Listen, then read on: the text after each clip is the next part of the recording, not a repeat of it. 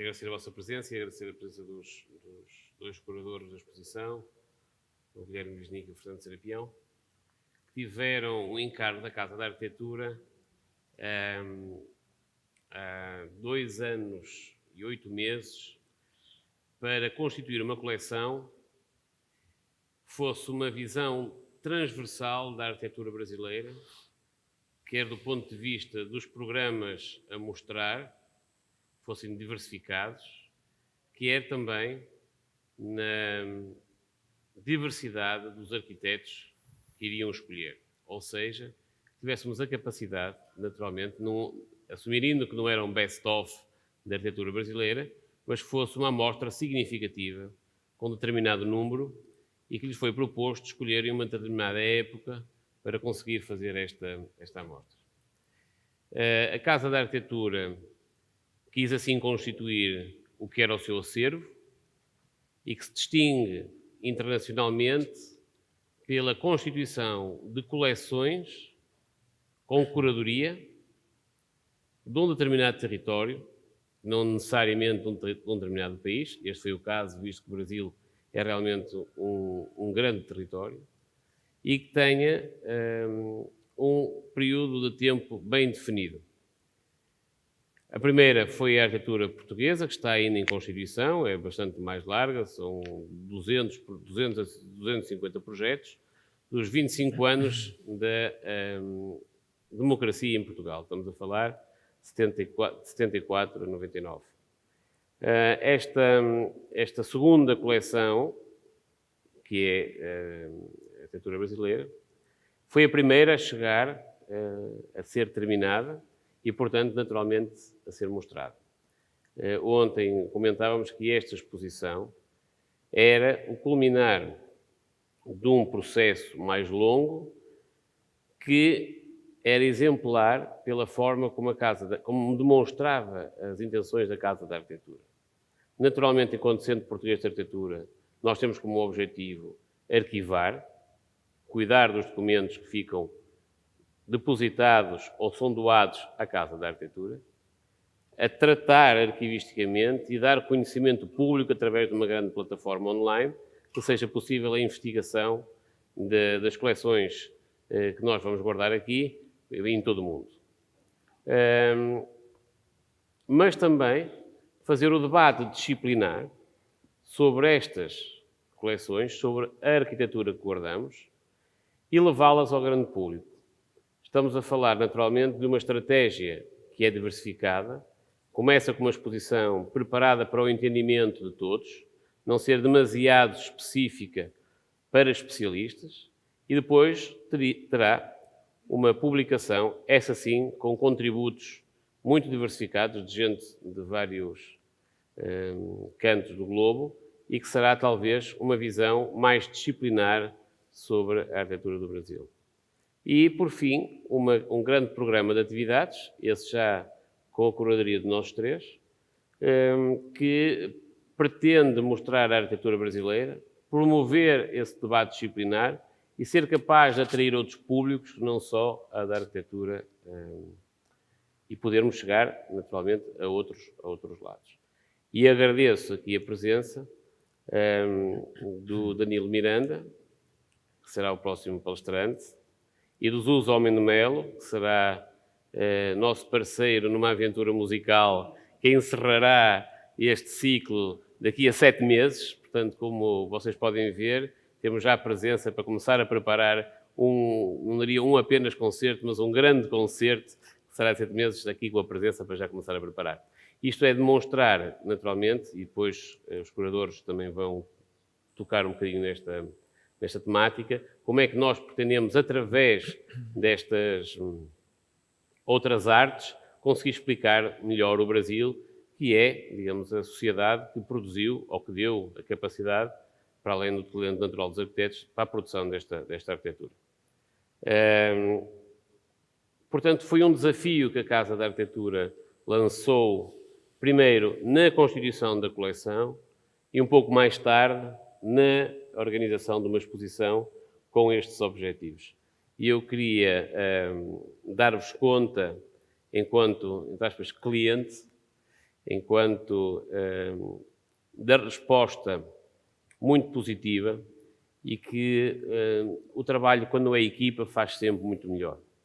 Estes 2 curadores foram, além de tudo, uns parceiros, uns companheiros, que iam respondendo aos desafios, nem sempre fáceis, que a Casa da Arquitetura e que eu próprio lhes íamos colocar no caminho, e com um grande entusiasmo iam propondo irmos um pouco mais além, irmos um pouco mais à direita, um pouco mais à esquerda, e ganharmos novas perspectivas do que era este trabalho. Eu acho que o que ficou aqui na Casa da Arquitetura vai permitir não só esta visão que se cria na exposição, mas vai permitir também, seguramente no futuro, muitas outras visões e poder até outros curadores pegarem neste material e poderem constituir as suas reflexões e organizar outro tipo de iniciativas. O que a nós, Casa da Arquitetura, naturalmente, nos deixa muito satisfeitos. Portanto, eu passaria a palavra e eu gostaria depois de haver uma interação com o público, porque é para nós também, em Casa da Arquitetura, importante fazer este debate, ou seja, apresentar naturalmente o percurso que foi feito, que eu acho que foi exemplar num curtíssimo espaço de tempo, estamos a falar em 2 anos e meio. A exposição em si começou a ser preparada um bocadinho antes, mas, efetivamente, só depois da chegada do material aqui a Portugal é que se começou a fazer o trabalho de tratamento arquivístico, de scanning, de escolhermos as imagens, de passar aos designers, de perceber o espaço que nós teríamos dentro da nave expositiva para poder constituir este discurso expositivo feito pelo João Mendes Ribeiro.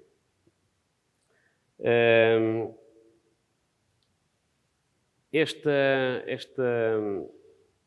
material que foi recolhido e esta estratégia cabe, naturalmente, aqui na Casa da Arquitetura uma grande satisfação, ou um espaço próprio para expor, mas daqui levantam-se, pelo menos a nós, pela experiência que tivemos, grandes questões e grandes desafios para pensar o que é hoje arquivar a arquitetura, para pensar como cuidar do nosso património. Quando digo do nosso património, não é do português, não é do brasileiro, nem do francês, é o património da humanidade. Nós temos edifícios aqui que, estando no Brasil, sendo feito por brasileiros, são naturalmente um património do mundo.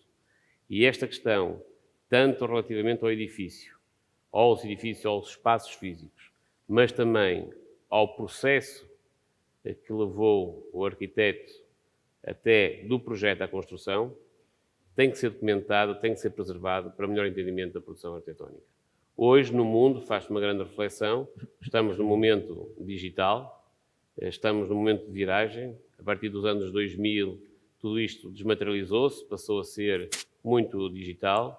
Como fazer a manutenção de todo este conhecimento, porque aquilo que chega naturalmente ao público, mesmo depois do edifício estar concluído, é um conhecimento de uma ínfima parte do projeto de arquitetura. E existe ainda uma outra parte da questão que normalmente nunca é abordada nisto, que nunca se chega a conhecer à luz do dia, que são os projetos não construídos dos arquitetos. Cerca de 60% do trabalho, e quem está na prática conhece isso muito bem, 60% do trabalho feito pelos arquitetos nunca chega a ser construído. Portanto, se não houver a conservação deste material, não existe o registro documental da grande maioria do trabalho do arquiteto. E, portanto, torna-se cada vez mais importante esse registro, essa conservação e, pelas instituições que o fazem, terem a capacidade de trazê-lo ao conhecimento público. De nada a nós, arquitetos, nos interessa ter apenas documentos guardados, mesmo que sejam em boas condições, se não tivermos a capacidade de levar este conhecimento ao grande público, de fazer as pessoas entender o que é arquitetura, fazer entender às pessoas o que é a boa arquitetura, ou pelo menos aquilo que os profissionais entendem por boa arquitetura.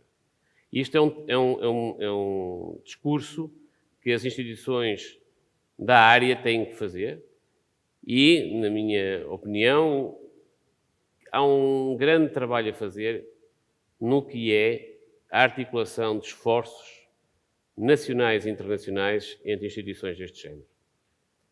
Normalmente, e eu julgo que tanto em Portugal como no Brasil nós somos muito parecidos, só que no Brasil é tudo muito maior, tudo muito mais, uma outra dimensão.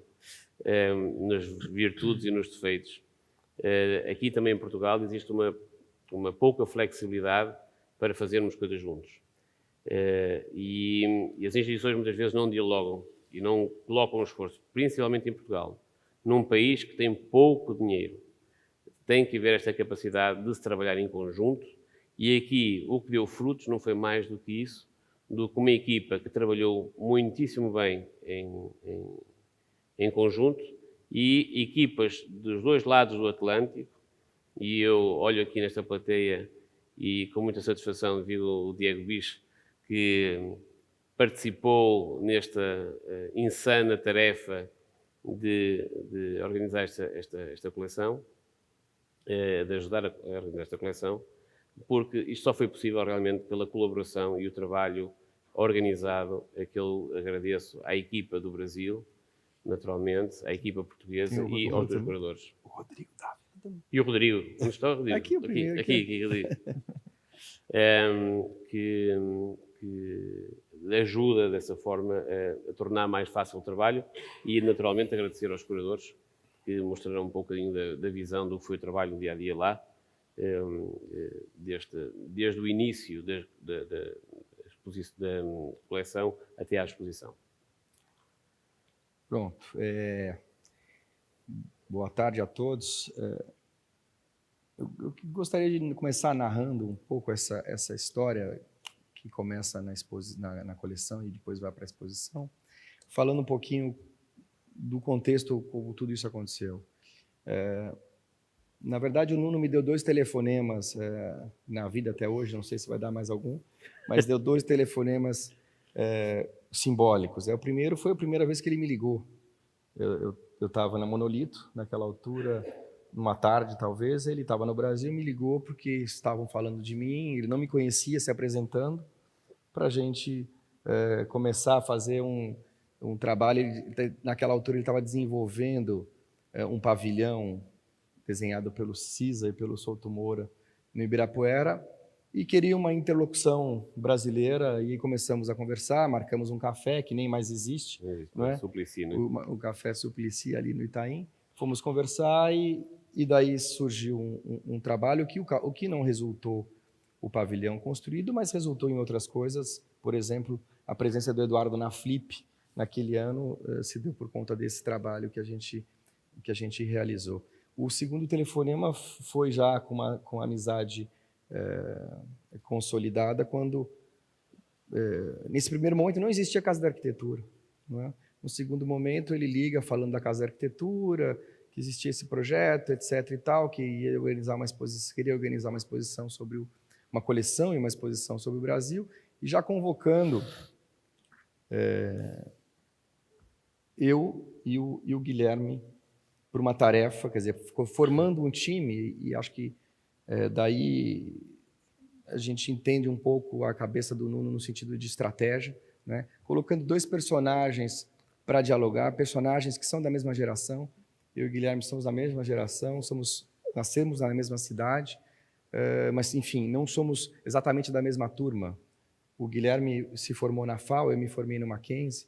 A gente se cruza profissionalmente porque ambos escrevem sobre arquitetura, mas também temos atividades diversas. Quer dizer, eu sou muito mais jornalista, né? O Guilherme é muito mais ensaísta, o Guilherme é um professor, eu não sou um professor, mas, enfim, somos colegas, por exemplo, na Associação Paulista de Críticos de Artes, e temos um relacionamento há já bastante tempo, mas nunca efetivamente tínhamos trabalhado juntos, ou seja, era um grande desafio colocar 2 curadores que nunca tinham organizado um acervo para fazer uma exposição seguida, que já tínhamos até experiência. O Guilherme foi curador da Bienal de Arquitetura de São Paulo, onde eu fiz uma colaboração pequena, e também naquele momento acho que talvez a nossa única colaboração mais próxima, que foi o catálogo da Bienal que eu fiz, mas enfim, era um trabalho mais cada um fazendo a sua parte, tinha, lógico, um contato, mas não era um trabalho dos 2, um trabalho coletivo. E naquele primeiro momento onde o Nuno faz esse convite, há uma grande inocência dos 3, né? No que seria essa aventura, né? No que seria fazer uma exposição. A princípio, olha só, Lá atrás o Nuno falava em 50 projetos, que na semana seguinte eram 60, depois 70, e a gente falando, não, é isso, vai dar sem equipe alguma, né, naquele primeiro momento, e logo o Guilherme foi o primeiro lúcido da equipe a dizer, gente, precisamos ter uma equipe, que no final foram de dezenas de pessoas, né? E no início a gente achou que ia tratar de tudo aquilo, né?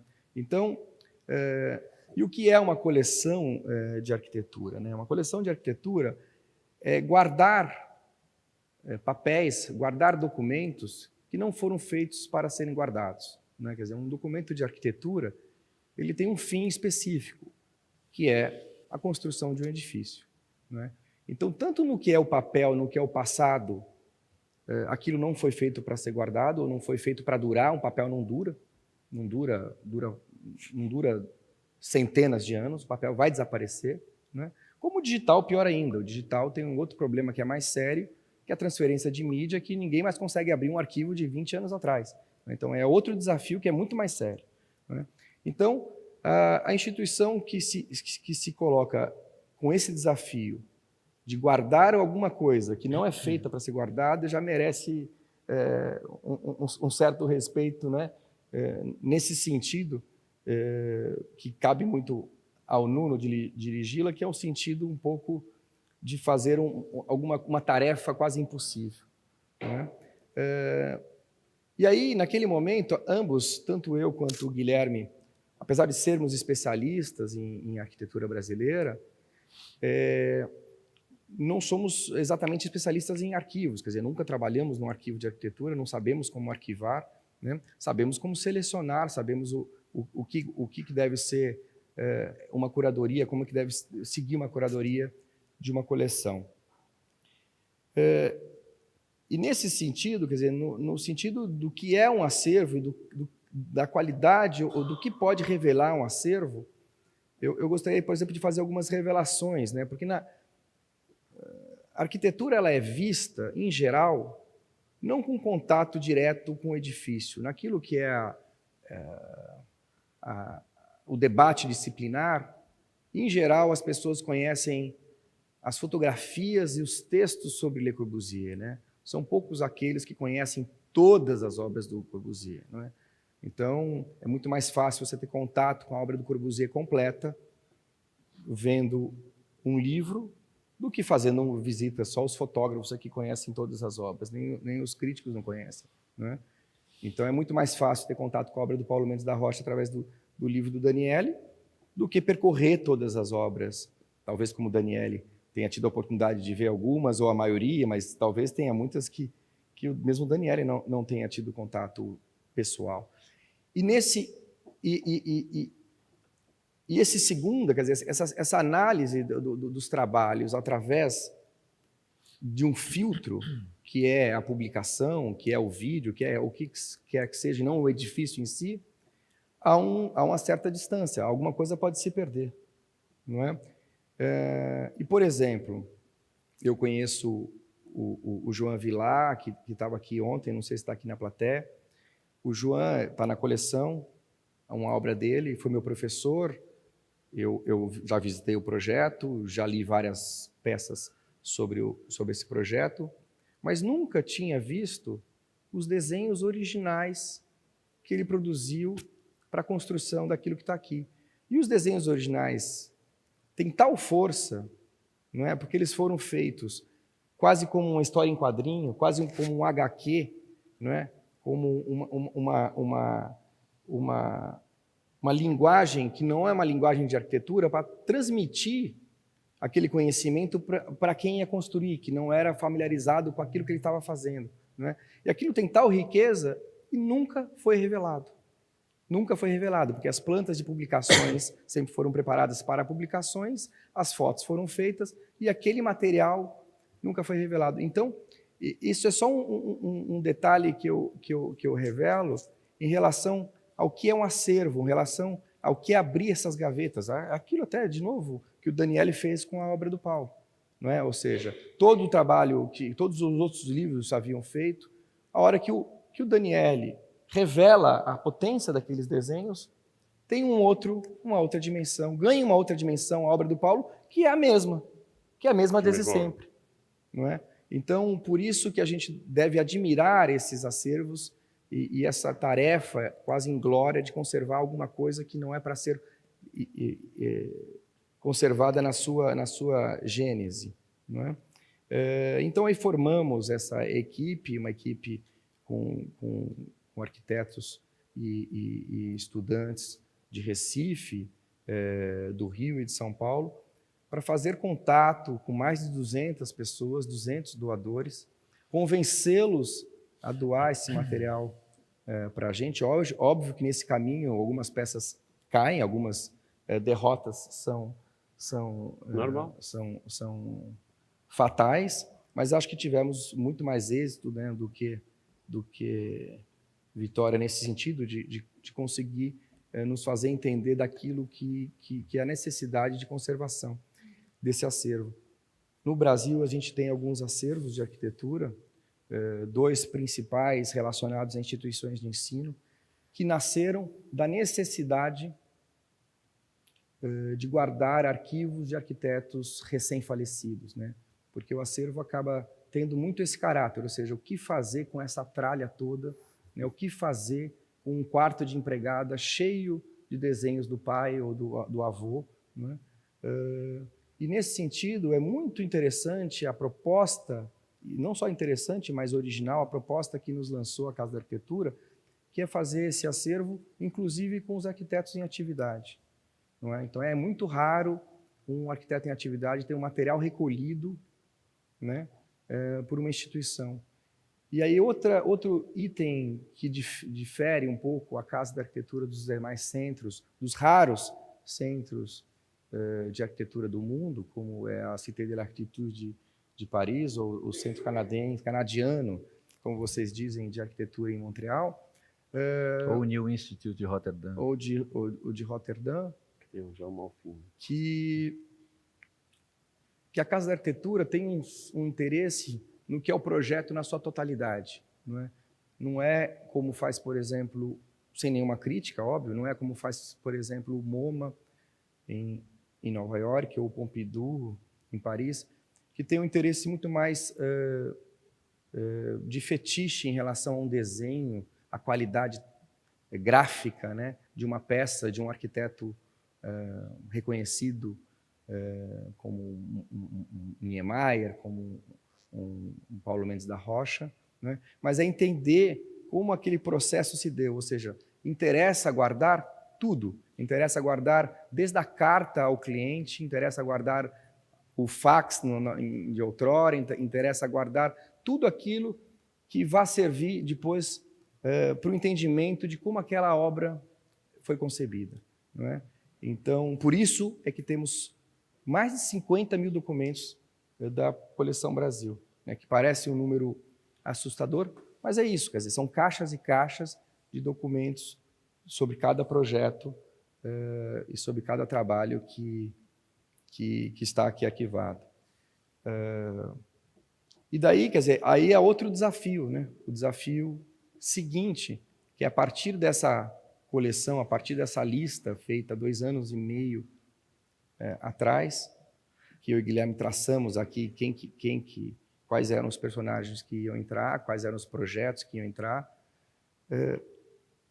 tratar de uma narrativa disso tudo, que aí é a segunda parte dessa aventura luso-brasileira, né?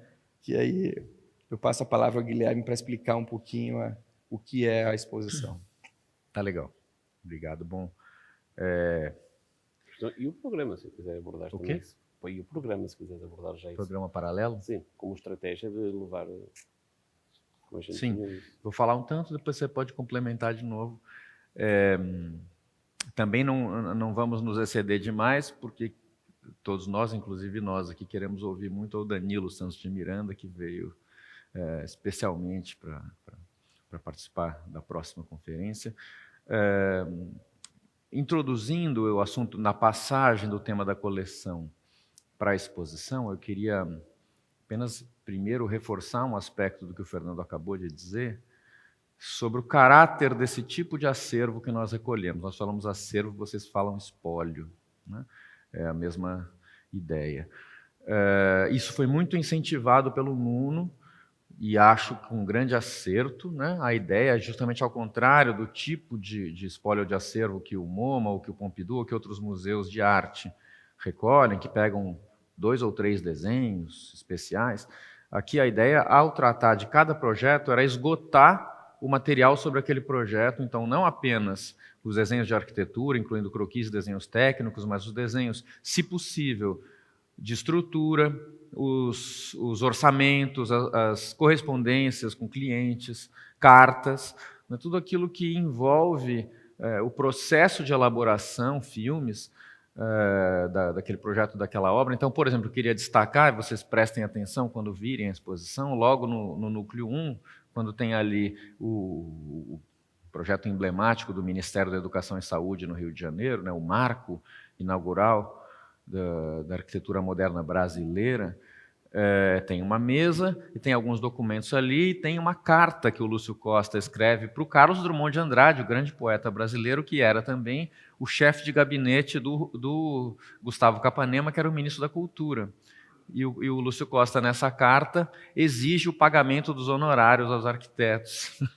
Inclusive, ele tem que justificar, dizer que o Oscar Niemeyer, àquela altura, já tinha uma filha, tinha que sustentar a família e estava em apuros, né? E o pobre Drummond, que era o maior poeta brasileiro, tinha que se haver com questões de dinheiro, enfim. E tudo isso é muito engraçado, muito bonito ver a posteriori a história íntima desse tipo de processo, né? Então isso está lá.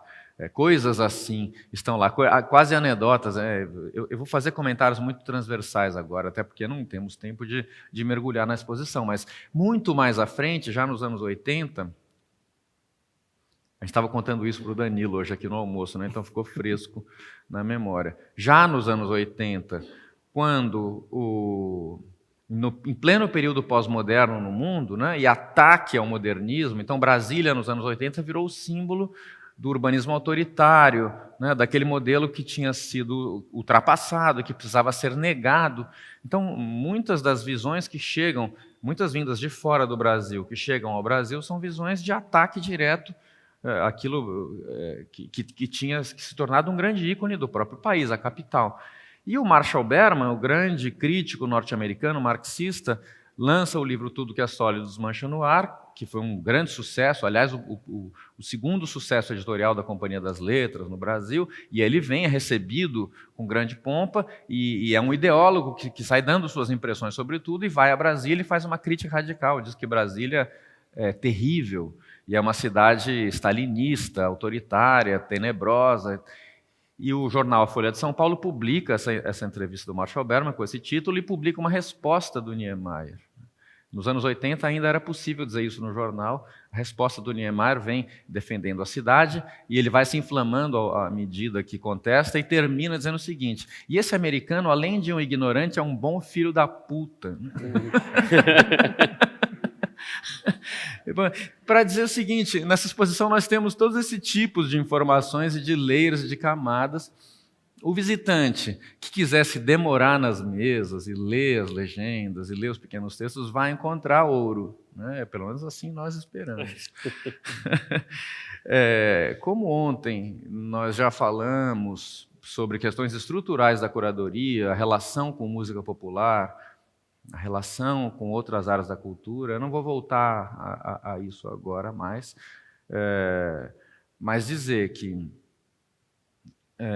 talvez tentar amarrar alguns pontos fundamentais do discurso, porque também uma outra questão fundamental, como vocês verão, são nexos entre Brasil e Portugal, né? Então, começa com o pequeno poema do Oswald de Andrade, né, uma espécie de butade, né, uma brincadeira que diz que quando o português chegou, debaixo de uma chuva bruta, vestiu o índio. Que pena!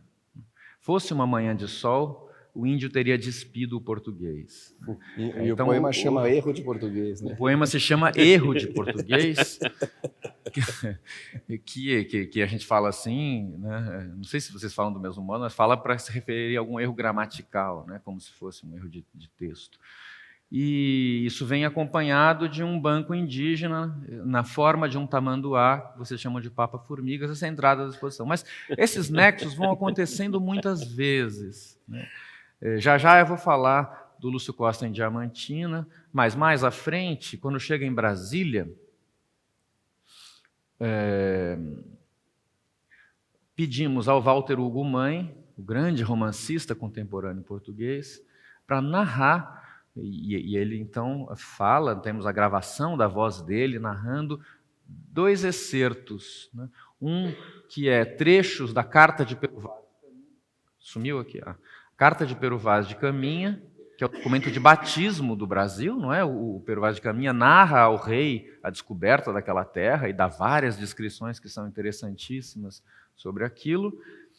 E também trechos do memorial descritivo do Plano Piloto de Brasília, escrito pelo Lúcio Costa, apresentado ao concurso, no qual justamente o Lúcio Costa diz que para fundar uma capital no meio do Cerrado, no Planalto Central, onde não há nada, há que se começar do zero, né, a moda cabralina, isso é, traçando o sinal da cruz e refundando modernamente um país. Então são como que 2 documentos de fundação, né, separados por quase 5 séculos, e que recolocam, né, de novo o Brasil na marcha. Agora, claro,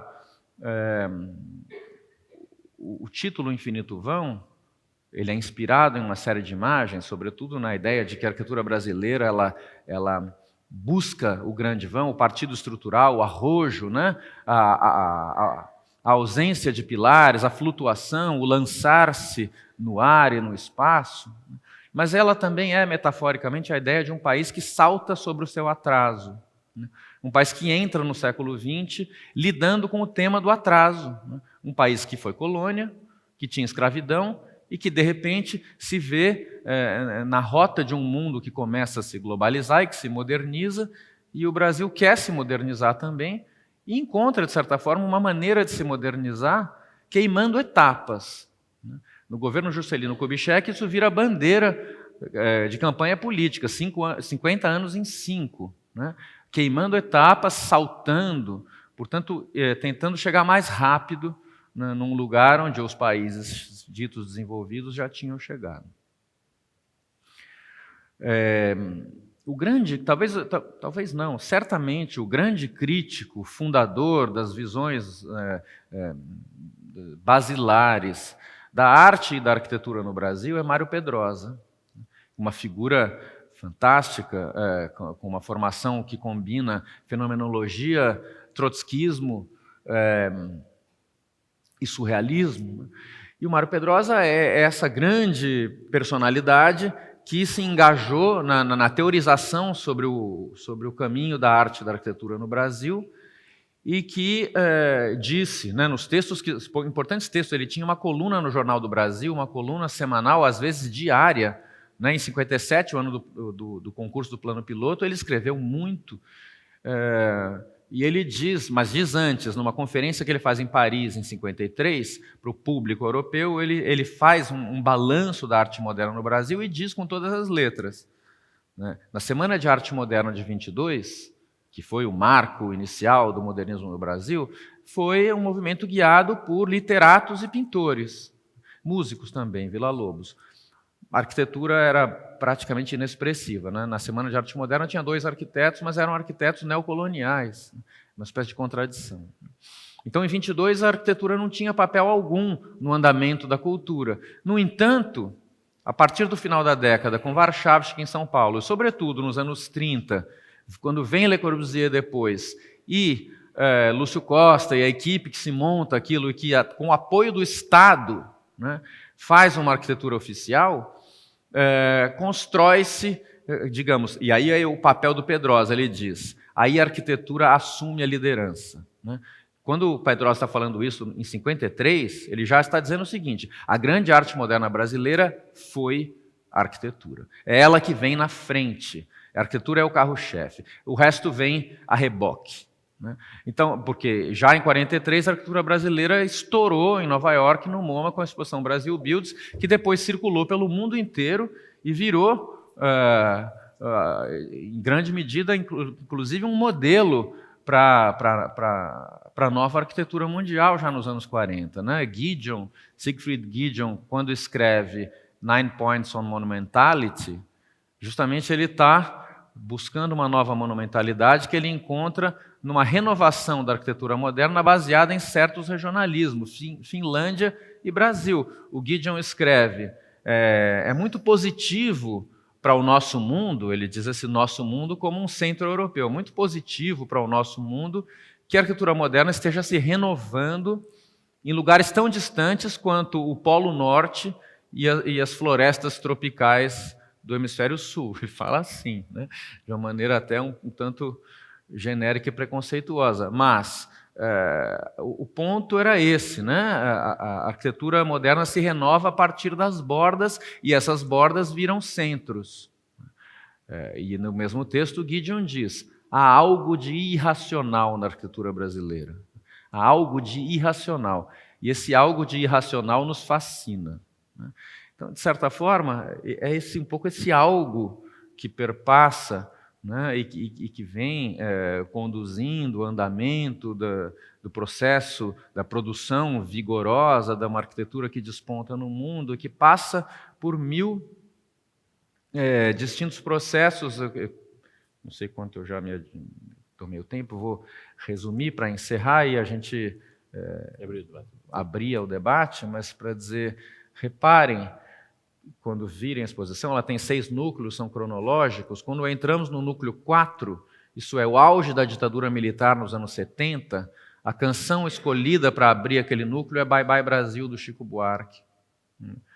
Produzimos vídeos para cada uma das canções, e que são salas com canções e vídeos. Esse vídeo começa de maneira muito pungente, eu acho, e dura, imagens da floresta amazônica sendo queimada, abrindo o campo para o gado, né? Os índios devastados, as favelas explodindo nas cidades e os homens pobres, quase como se fossem animais em serra pelada procurando ouro. Né? Aquele momento corresponde, do ponto de vista da arquitetura, a um momento em que se construiu a Transamazônica, a estrada no meio da floresta, as usinas hidrelétricas, ao discurso do Brasil grande, do milagre econômico, um tecnicismo industrialista, Ponte Rio-Niterói, grandes obras da engenharia. Ponte Rio-Niterói é onde se diz que há muitos corpos dos guerrilheiros de esquerda mortos, escondidos dentro da estrutura do caixão perdido, da estrutura de concreto da ponte. Não é? Então há ali um momento bastante duro de transformação, e a gente sente que, a partir daquele ponto, aquele andamento heróico e otimista da arquitetura brasileira sofreu, porque não é só da arquitetura, é do país, né? Sofreu um grande abalo. Enfim, há uma quebra com a qual não se reengata nunca mais naquele mesmo andamento. No entanto, passado por um período de grande experimentação, aquele núcleo 4 é muito interessante, né?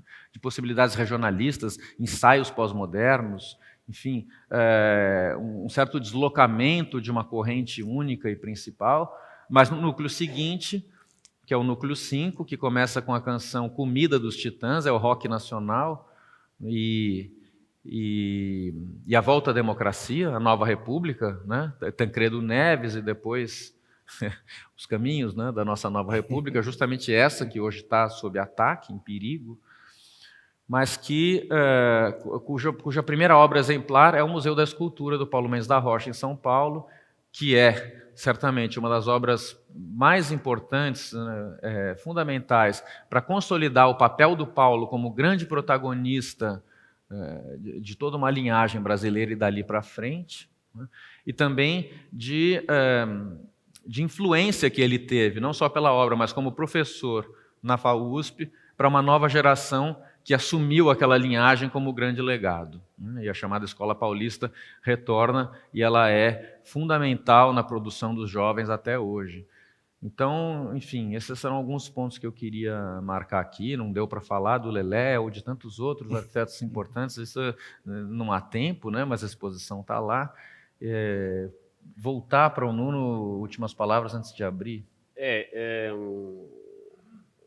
Olhando aquilo que estavas a dizer, fez-me lembrar parte do processo e como foi desenvolvido na perspectiva de que cabe, digamos, à direção artística da instituição e à instituição em si, dar as condições necessárias e suficientes e incentivar os curadores a poderem produzir e levar mais além as suas ideias. E foi um pouco isso que nós tentamos fazer, que é a casa, o Presidente Dias da Fonseca e eu mesmo,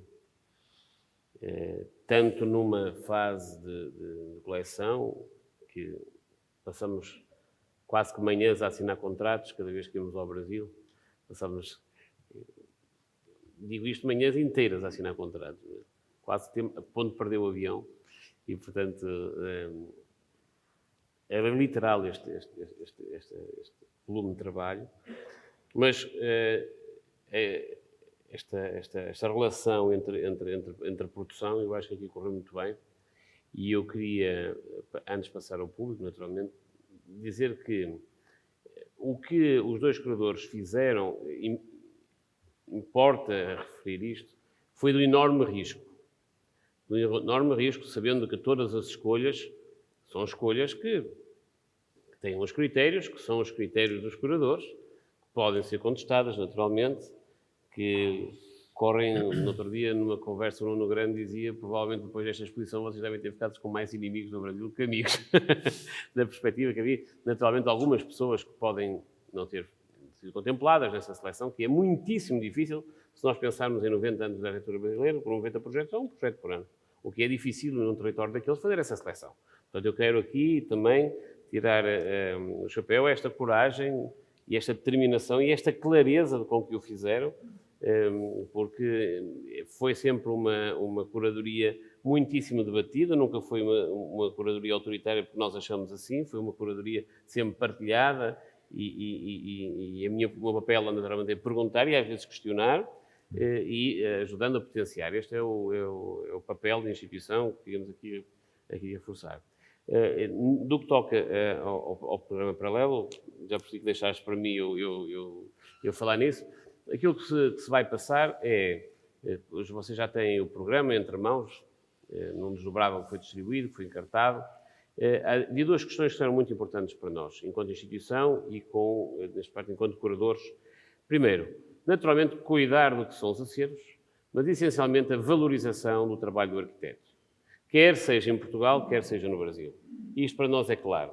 Se a Casa da Arquitetura vai atuar sobre um território não é nosso, que é o Brasil, deve dar essa contribuição. Ou seja, que a própria sociedade brasileira entenda que tem entre mãos excelências de produções que merecem ser reconhecidas e, aliás, arquitetos que estão ainda no ativo e outros que estão quase que no início da carreira, que devem ser valorizados, potenciados e dadas oportunidades.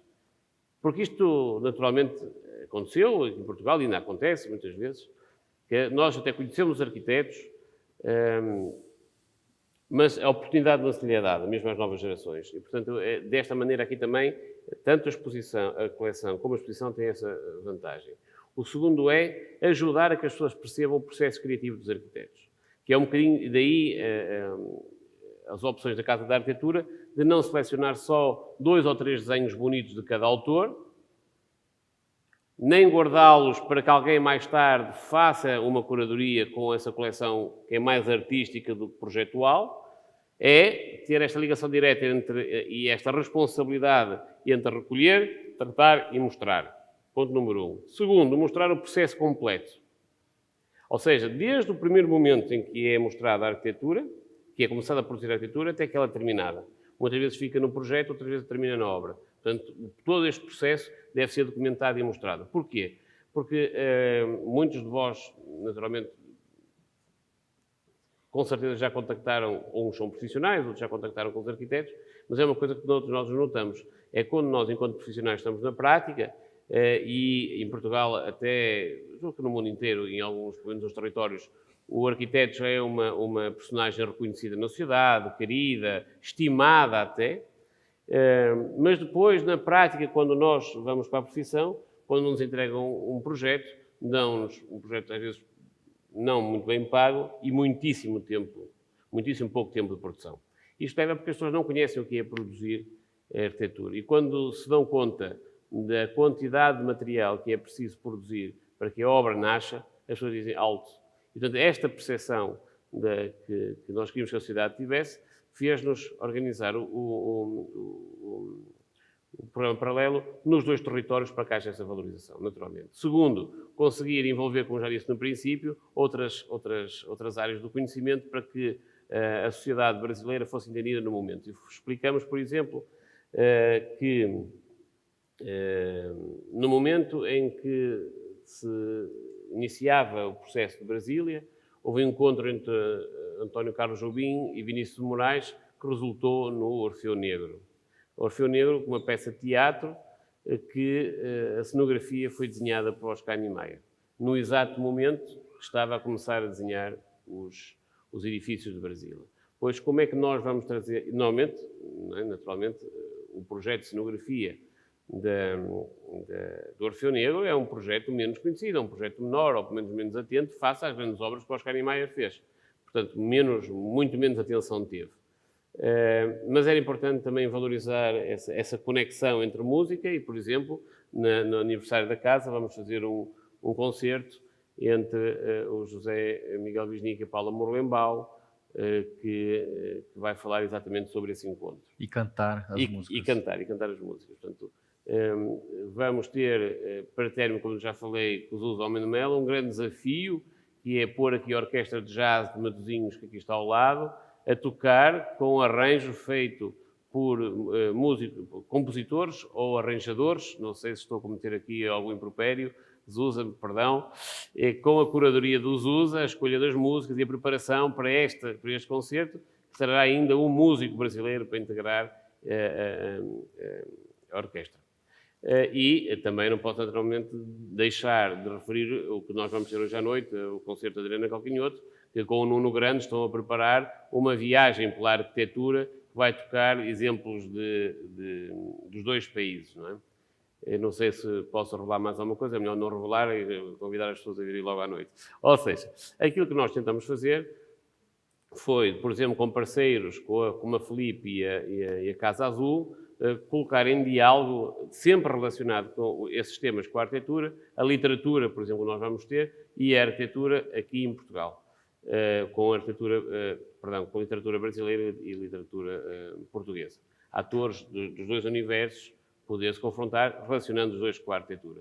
E por aí vamos, por aí fora, como os dias de cinema, o ciclo de cinema durante quase um dia, em que temos na Casa das Artes e na Casa da Arquitetura, filmes sobre cidades e filmes sobre arquitetos. E, portanto, é uma forma de nós irmos convocar outras áreas de conhecimento para poder criar diálogos e que esses diálogos sejam produtores de novo conhecimento também para a arquitetura e não só percebendo a sociedade onde foram criados. Eu pedia à assistência de sala que se disponibilizasse o microfone e abrir desde já o debate. Eu não sei quanto tempo temos até ao final da... Agora é 5h30, a princípio o horário... Era 5h30. É 5h30. Bom, então... Deixa 10 minutos. 10 minutos. Portanto, sejam à vontade. Quem gostaria de fazer a primeira pergunta? Lançar aqui um bocadinho o debate. Marcelo. Está convocando. Assim. Bom, eu não... Está ouvindo? Tá? Eu não tenho uma pergunta para fazer. Apresenta primeiro. Sim, Marcelo Ferraz, arquiteto do Brasil, de São Paulo. Eu queria fazer alguns grandes elogios e alguma sugestão. Eu acho que não precisa mais, Nuno, dizer da inveja que nós temos de vocês de terem uma casa de arquitetura como essa. Isso realmente, o sentimento ontem é um sentimento de grande inveja, porque, puxa vida, se a gente tem essa massa construída de arquitetura, essa coisa toda, não temos esse lugar, essa casa de arquitetura que o Brasil merecia ter. Eu acho que sonhamos em ter um dia. Aliás, a sugestão foi feita, já que o Ministério da Educação e Saúde se transforme numa grande casa da arquitetura do Brasil. Seria um bom destino para aquele edifício que é matricial, que é o nascedouro da arquitetura brasileira e que até hoje não acertou ainda o seu uso contemporâneo. Mas eu acho que se essa exposição, agora falando da exposição da casa, não preciso dizer dos elogios, que eu acho que todos aqui Muito obrigado. estão baixando aqui, ajoelhando e rezando. Mas, sobre a exposição, eu acho que se a exposição é boa para Portugal, ela é fundamental para o Brasil. É diferente. Ela é boa para Portugal, mas para o Brasil ela é fundamental. Fundamental porque eu acho que a curadoria teve uma coragem de síntese, coragem de curadores, que curador precisa ter coragem, de fazer, dessas décadas, mostrar o que foi a arquitetura, o que é a arquitetura brasileira, o que é a massa da arquitetura produzida nesses anos, ligada, obviamente, com a cultura, com a questão toda que o Guilherme falou, do surrealismo, como que ela nasceu, como é que ela se desenvolveu, e o que temos de produção, e o quanto disso corre risco de desaparecer ou de ficar nos arquivos da Casa de Arquitetura. Não é? Então, eu acho que esse conhecimento, quando eu digo que é fundamental, porque se a gente chega no último módulo da exposição, a gente vê uma situação de guerra.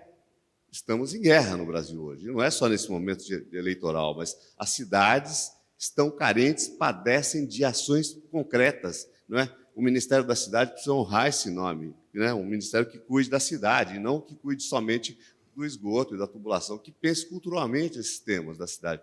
Eu acho que essa exposição seria fundamental que fosse levada para o Brasil, não é? Para ser colocada e dizer, olha, temos tudo isso aqui, não é pouco, vamos jogar isso no lixo e vamos partir para a barbárie, porque a gente tem situações no Brasil de barbárie hoje nas cidades, não é?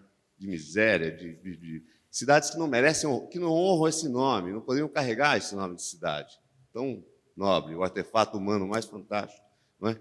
Criado. Então, eu acho que essa exposição é fundamental. Vai uma sugestão que essa exposição passeie pelo Brasil, com o empréstimo das peças da Casa da Arquitetura para o Brasil.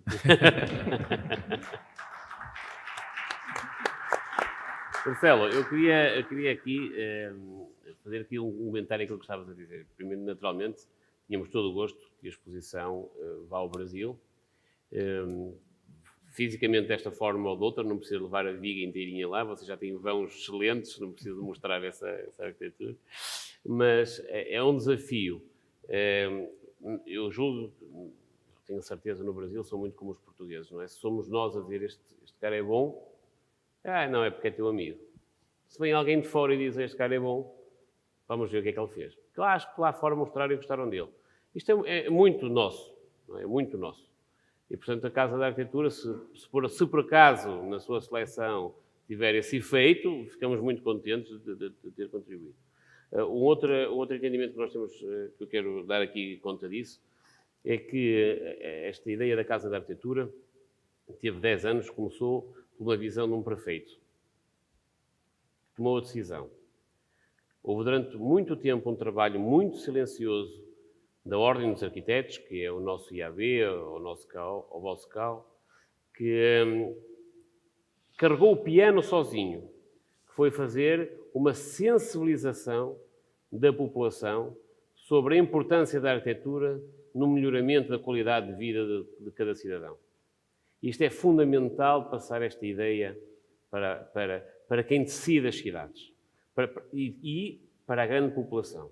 Eu recordo aqui, assim, muito rapidamente, um processo. Isto não é fácil, isso demora muito tempo. Independentemente de saber Casa da Arquitetura ou uma outra instituição que faça isto, primeiro, o básico é começar por esta sensibilização e esta intervenção na sociedade por parte dos arquitetos e das instituições para perceber que a arquitetura tem essa capacidade de mudar o mundo, de mudar a realidade que cada um se insere. Isto é um processo que foi longo em Portugal. Quando eu fui para a Ordem dos Arquitetos e tomei como função acabar com um decreto-lei que era mais velho do que eu, era de 1973, eu sou de 1974, tempo da Revolução, e que dizia que outros que não arquitetos podiam fazer arquitetura, e nós arquitetos, naturalmente, e outros, felizmente, achavam que não deviam ser outros profissionais sem capacidade de poder intervir no território, porque aí estavam a depreciar alguma coisa que era de todos, que era o nosso espaço habitado, não é? E ficamos muito contentes, apesar de 3 anos que eu dediquei, quase, não digo exclusivo, mas em grande parte do meu tempo livre e algum tempo profissional, nesse combate político, que é um combate político, nosso. Começou ligeiramente antes com uma petição por 80 mil pessoas, eu acho, já nem me lembro quantas pessoas eram ao certo, mas 55 mil, de pessoas que pediam que o governo legislasse essa matéria. Bom, 3 anos envolvidos, em 2009 conseguiu-se fazer essa alteração legislativa. Não é quando, com grande esforço de toda a gente, o governo legislou, na Assembleia da República, não houve nenhum voto contra. Nenhum voto contra. Houve uma abstenção de um partido, voto contra. Estávamos todos de acordo. A arquitetura devia ser feita por arquitetos, qualificar o território para vivermos melhor. Estamos de acordo.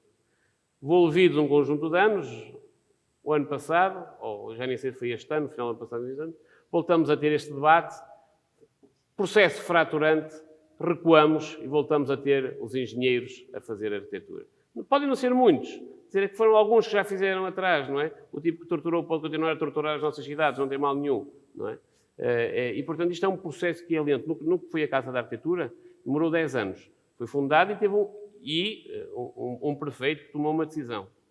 Vamos fazer.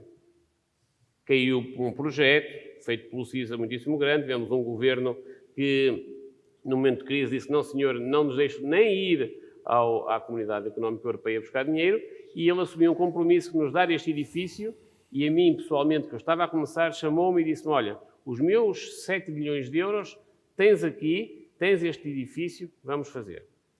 Portanto, a primeira consciencialização pública, segundo uma decisão, muitas vezes pessoal, de alguém que diz, vamos fazer. E depois tem que haver uma terceira capacidade de execução e uma grande capacidade de pôr as pessoas a falar entre si. Ninguém faz a Casa da Arquitetura sozinho, não é? E hoje há entendimento comum que isto, sendo Centro Português de Arquitetura, não pode ser suportado apenas por uma prefeitura, porque muitas das pessoas, muitos de vós, provavelmente, que eu respondi a essa pergunta, me dizem, mas vocês quem são, Casa da Arquitetura? Quem é que paga? O que é que vocês vão fazer com o material do meu pai, do meu avô, que eu vou doar para vocês? Não é? Portanto, esta consciência, e quando eu explicava que era feita por uma prefeitura, uma prefeitura do Porto? Não, a de Lisboa? Não, é ao lado do Porto. Matosinhos, nunca ouvi falar. E é o que é que a prefeitura paga um arquiteto vir aqui fundar uma coleção da arquitetura brasileira para levar para Portugal? Tudo isto é estranhíssimo, não é? Não era só para vocês. Também aqui para Portugal, quando eu digo vamos fazer uma coleção internacional em que todos os projetos, nenhum deles é português, para algumas pessoas também foi estranho, eu confesso, mas era uma estratégia muito clara que nós tínhamos na direção, que era necessário constituir essa coleção e que era necessário mostrar. E agora os jornais perguntam porquê o Brasil, porquê não outros, naturalmente não é preciso nem explicar, nós que somos entre portugueses e brasileiros, porque essa relação existe, não é? Não precisa nem recuar ao tempo do Oscar Niemeyer. Limpar o Vaz de Caminho. Agora, só para também responder a questão da possível Casa da Arquitetura no Brasil, Marcelo, e das dificuldades que eu agora, como uma das pessoas que mais entende acervo no Brasil, posso dizer, é que, enfim, nós temos algumas instituições que fazem isso, né? Geralmente ligadas a um nome que produziu uma obra muito importante, como o caso da Lina, como o caso do Oscar, como o caso do Bulemax, né? Alguém ampara aquilo com mais qualidade ou com muito pouca qualidade, e tem esses 2 acervos grandes que são das faculdades públicas, tanto no Rio quanto em São Paulo. Mas eu já vejo já de cara uma grande dificuldade em colocar, não estou dizendo nem 30 atores na mesa, em 2 ou 3 já saía faísca, né? E a gente esteve à mesa com todos esses e faria um elogio público a duas instituições em particular. A Casa de Lúcio Costa, né, que seria como exemplo de acervo privado de um indivíduo, quer dizer, mas também teve uma inteligência de estar abrigado, olha só, dentro da fundação do Jobim, né, olha só com músicos. Ali tem acervo do Chico, acervo do Tom, acervo do Vinícius, não, Vinícius não está lá, acervo do Djavan, e lá no meio e está lá o Lúcio Costa. Então, assim, teve essa inteligência de dizer, nós não temos musculatura para aguentar guardar isso, mas vamos ficar sob um guarda-chuva musical que tem essa condição, não é? E faz, olha, no trato institucional, impecáveis, tá? Faria outro elogio aí, dentro desses acervos públicos, ao UFRJ. A UFRJ teve uma certa inteligência de desvincular a biblioteca, a instituição de ensino, do que é a guarda de um acervo, não é? Quer dizer, uma bibliotecária não tem condições de tratar de um acervo. Então, a Beth Martins, que está à frente, uma heroína que está à frente lá da UFRJ, com as mesmas ou piores condições daquele museu que ardeu, que a gente sabe, né, pela mesma instituição, não é? Mas fazendo ali um trabalho heróico, né, guardando aquilo daquele jeito que dá, né?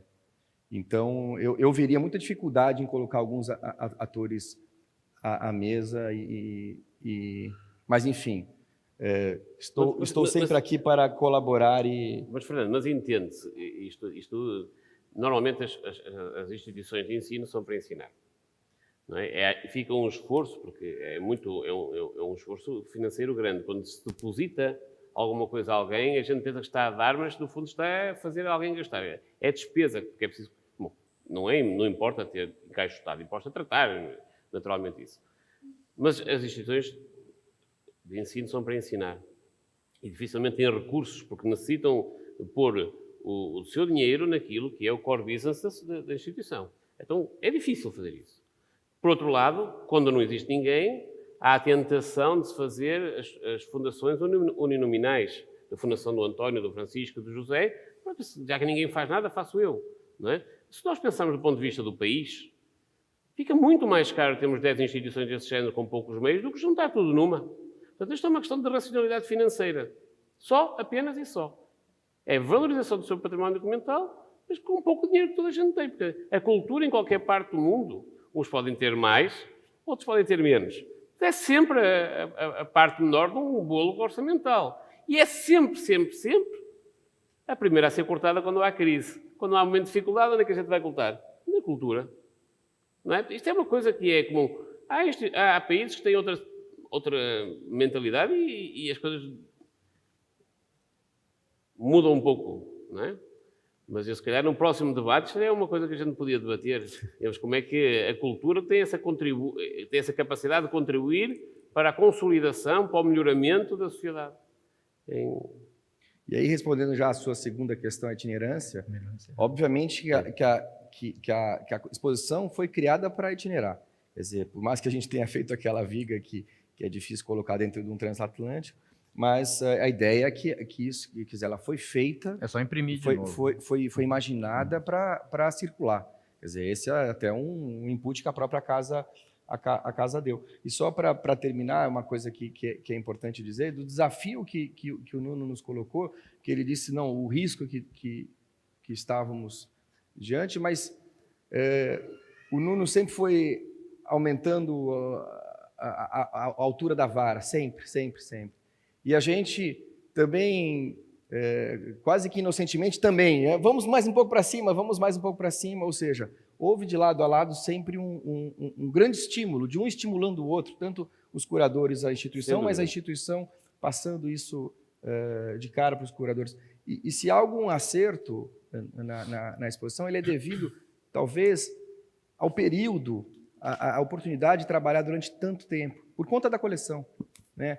Porque fatalmente não era uma exposição que eu faria sozinho e também o Guilherme, tampouco o Guilherme faria sozinho, né? É uma exposição que, durante 2 anos e meio, as reflexões foram aparecendo, alguém fala a palavra música, se eu não me engano, o Nuno. Se eu não me engano, o Nuno, numa rua no Leblon, fumando um charuto, não é? O Nuno começa assim, e por quê? Por experiência da Flip. Então, assim, por que a gente não faz um show? Começa assim essa história da música. Sim. Por que a gente não faz um show? Tem a música e tal. Aí logo vem a ideia de Brasília, da relação do Orfeu, não sei o quê. A gente começou... E nessa mesma rua, começou à achando noite, que o coração da exposição, eu, Guilherme, assim, que ia ser a história do Orfeu, porque estou escrevendo a biografia do Niemeyer, então estava com aquilo na cabeça, vamos fazer isso. E ficou, de repente, desapareceu. O Orfeu está na exposição, né? Mas foi tomando uma outra dimensão, aquilo foi dando um crescente e assim que foi feito. Bom, a Ana Nilana estava a fazer aqui uma pergunta e eu queria fechar, mas Eu queria também, meu nome é Ana Maria, sou filha do arquiteto Jorge Wilhelm, a gente teve a oportunidade de fazer a doação e, evidentemente, que quando vocês chegaram propondo, a gente ficou animado, mas quando vocês disseram que ia para levar o original, aí parecia que não dava, né, para se separar daquele pai. Mas a gente está muito feliz de que essas peças estão aqui. E eu acho que a grande inspiração que essa mostra e que a Casa de Arquitetura traz para o mundo e para nós no Brasil, e a possibilidade de fazer advocacy a favor de espaços de patrimônio histórico e arquitetônico no Brasil, é fundamental. A gente, como herdeiro de um legado, fica efetivamente sem saber onde colocar esse legado. Então, namora a universidade, vamos doar, mas aí as pessoas dizem, não, mas vai ficar lá e ninguém vai usar e vai ficar guardado. E ninguém quer que fique um legado guardado, a gente quer que o legado seja usado, mostrado, transforme outras cabeças. E eu estou muito feliz que o Danilo Miranda está aqui, porque eu acho que a única instituição que eu vejo como possível, que tem sensibilidade de apoiar patrimônio, é o SESC hoje, o SESC de São Paulo. Então, fica aqui também um apelo de que a gente puxe um movimento de fundações, de organizações no Brasil, que possam criar alguma linha de financiamento de apoio à promoção de legados, porque, efetivamente, a gente tem uma quantidade enorme de memória e história que vai para o lixo porque as pessoas não sabem onde colocar, né? Então, eu queria aqui deixar esse apelo, acho que é uma amostra que pode ajudar muito nessa direção e que se use ela muito pedagogicamente, ou seja, não é só levar uma amostra itinerante, mas é fazer uso dela na internet, como aulas, que podem muito bem inspirar outros. E, para terminar, eu fiquei reflexiva depois da exposição, quando eu me dei conta que tem muito poucas mulheres arquitetas nessa mostra, e fiquei me perguntando, puxa vida, será? Né? Onde elas estão? Então, acho que tem uma dívida aí, que pode ser que elas não tenham sido tão sensacionais quanto os homens, mas elas existem.